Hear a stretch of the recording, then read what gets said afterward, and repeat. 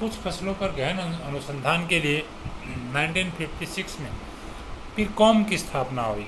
पिरकॉम means project for intensification of regional research on cotton, oil seeds and millets की शुरुआत हुई।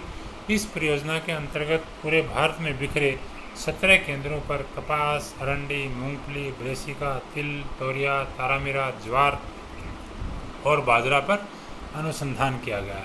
Then 1957 में all India coordinated crop improvement project की शुरुआत हुई और सबसे पहला जो प्रोजेक्ट था वो था ऑल इंडिया कोऑर्डिनेटेड मेज इम्प्रूवमेंट प्रोजेक्ट। यह भारत की सर्वप्रथम कोऑर्डिनेटेड प्रोजेक्ट था, यानी समन्वित परियोजना सबसे पहली थी और इस परियोजना के अंतर्गत विकसित उन्नत किस्मों को जो है 1962 में 4 किस्मों को रिलीज़ किया गया, मक्का की 4 किस्मों को, और ये चारों ही किस्में मक्का के अंदर पहले से जो प्रचलन में हाइब्रिड वैरायटीज़ थी उनसे हर गुणों में सुपीरियर थी। यानी ये कह सकते हैं कि ये चारों हाइब्रिड जो है सर्वगुण संपन्न थी।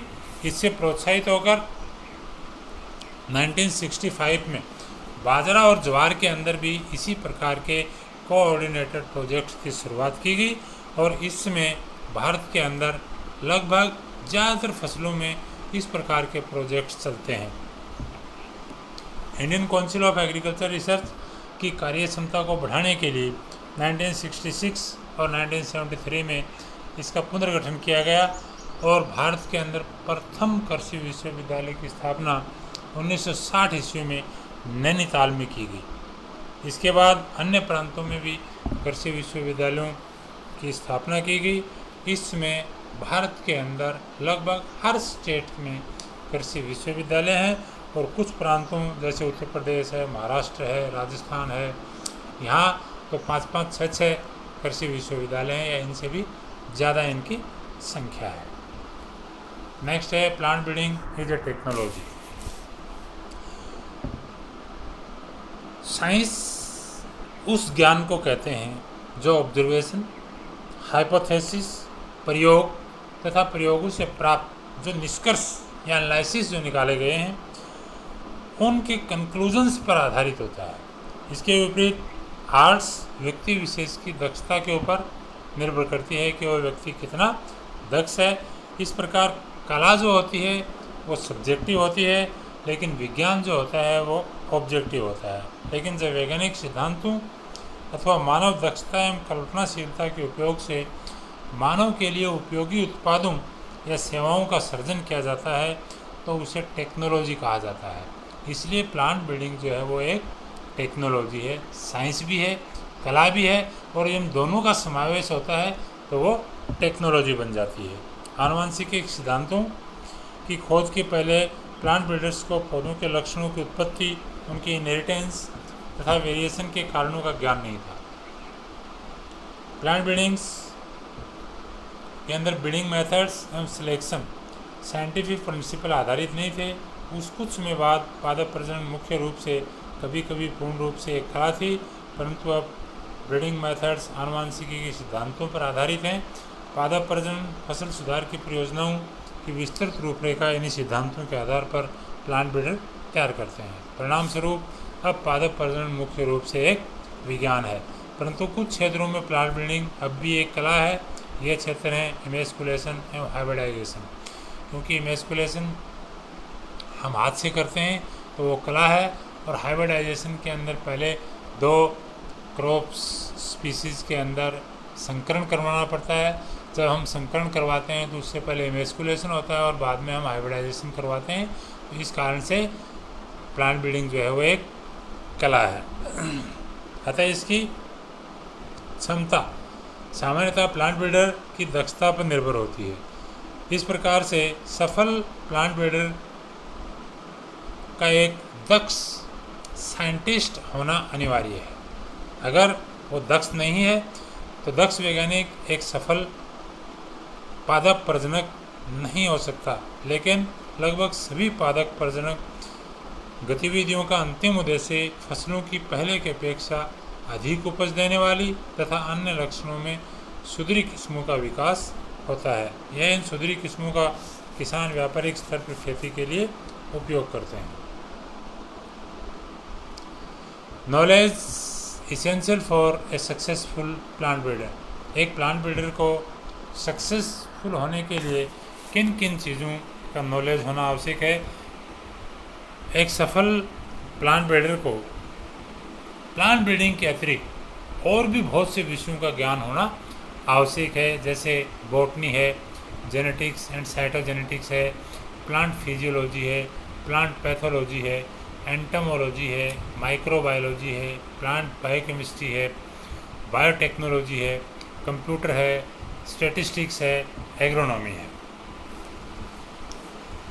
प्लांट ब्रीडर को जिस फसल के अंदर वो सुधार करना चाह रहा है उस फसल की टैक्सोनॉमी, उस फसल में रिप्रोडक्शन किस प्रकार से होता है और उस फसल के क्लासिफिकेशन का समुचित ज्ञान होना अनिवार्य है, और ये ज्ञान उनको बॉटनी के अध्ययन से प्राप्त होता है। सभी ब्रीडिंग मेथड्स जेनेटिक्स एवं साइटोजेनेटिक्स के प्रिंसिपल्स पर आधारित होते हैं, अतः प्रजनन योजनाओं की रूपरेखा तैयार करने व उन पर अमल करने के लिए इन विषयों की जानकारी जो है वो आवश्यक होती है। किसी पौधे की उपज उसकी फिजियोलॉजिकल एफिशिएंसी पर निर्भर होती है।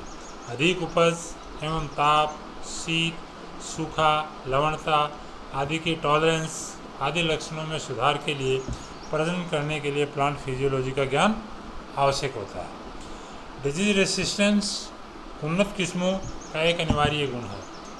ब्रीडिंग फॉर डिजीज रेसिस्टेंस के लिए प्लांट पैथोलॉजी का ज्ञान एक प्रजनक को होना चाहिए। इस प्रकार इंसेक्ट रेसिस्टेंस ब्रीडर्स के लिए एंटोमोलॉजी का ज्ञान आवश्यक है।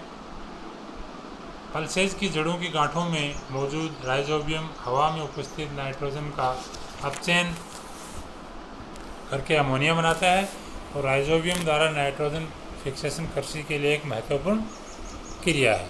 इसकी क्षमता दलनों के जीनोटाइप द्वारा प्रभावित होती है, अतः दलनी फसलों के समुचित प्रजनन के लिए राइजोबियम का ज्ञान आवश्यक है।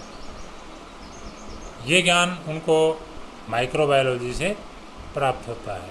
सभी फसलों के मानव के लिए उपयोगिता जैसे उनकी क्वालिटी, अनाज दलनों में प्रोटीन अंश, तिलहन के अंदर ऑयल कंटेंट, शुगर कैन के अंदर शुगर कंटेंट या शुगर बीट के अंदर शुगर कंटेंट, लक्षणों में सुधार के लिए ये प्लांट बायोकेमिस्ट्री का ज्ञान उनको होना बहुत ज़रूरी है। और आज का जो रिसेंट सब्जेक्ट है प्लांट बायोटेक्नोलॉजी, जिसमें माइक्रो ऑर्गेनिजम्स, पादप एवं जंतु कोशिकाओं तथा इनके अवयवों के उपयोग से मानव के लिए उपयोगी उत्पादों एवं सेवाओं का निर्माण करने की जो क्रिया होती है वो बायोटेक्नोलॉजी कहलाती है। डीएनए रिकम्बिनेंट डीएनए टेक्नोलॉजी इसकी आधारभूत तकनीक है, जिसकी सहायता से किसी भी जीव से मनचाहे जीन का आइसोलेशन करके उसे किसी अन्य जीव में या किसी अन्य प्लांट्स के अंदर स्थानांतरित एवं उसको अभिव्यक्त किया जा सकता है। इस तकनीक के द्वारा फसलों की एकदम नई प्रकार की किस्मों का उत्पादन किया जा रहा है। अतः आधुनिक पादप प्रजनन बायोटेक्नोलॉजी का प्रजनक को बायोटेक्नोलॉजी का ज्ञान होना बहुत ही आवश्यक है। विभिन्न किस्मों की उपज तथा अन्य टेस्ट से प्राप्त आंकड़ों का विश्लेषण तथा उनसे निष्कर्ष प्राप्त करने के लिए स्टैटिस्टिक्स का ज्ञान होना आवश्यक है। उपज परीक्षणों के लिए प्रयोग की जाने वाले डिज़ाइंस का ज्ञान जरूरी है। क्वांटिटेटिव इनहेरिटेंस का विश्लेषण एवं उसकी व्याख्या भी सांख्यिकी के नियमों पर आधारित होती है। प्रयोगों से प्राप्त काफ़ी अधिक परिमाण के आंकड़ों का समुचित एवं शीघ्रता से विश्लेषण के लिए कंप्यूटर का ज्ञान होना अनिवार्य है।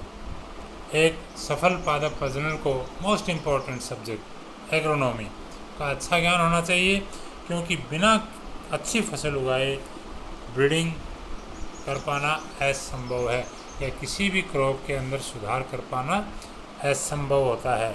इसके अतिरिक्त ब्रीडर को न केवल उपभोक्ताओं तथा किसानों की आज की आवश्यकताओं और उनकी समस्याओं का पूर्ण ज्ञान होना चाहिए, बल्कि उसमें आज से 10-12 10 से 12 वर्षों के बाद होने वाली उनकी आवश्यकताओं का पूर्वानुमान करने की भी उसमें क्षमता होनी चाहिए।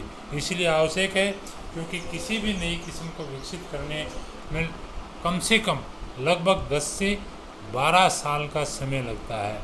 इसलिए एक प्लांट ब्रीडर को 10 से 12 साल के बाद में किसानों की क्या नीड्स होंगी, क्या उनकी आवश्यकताएं होंगी, उसका पूर्वानुमान करने की उनके अंदर क्षमता होनी चाहिए।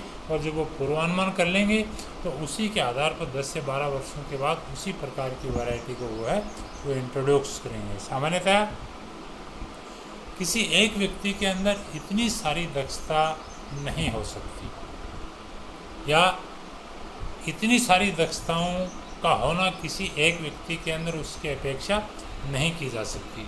इसलिए भारतीय कृषि अनुसंधान परिषद की जो भी कोऑर्डिनेटेड क्रॉप इम्प्रूवमेंट प्रोजेक्ट्स जो चलते हैं, उनके अंदर लगभग सभी सब्जेक्ट्स के स्पेशलिस्ट उपस्थित होते हैं।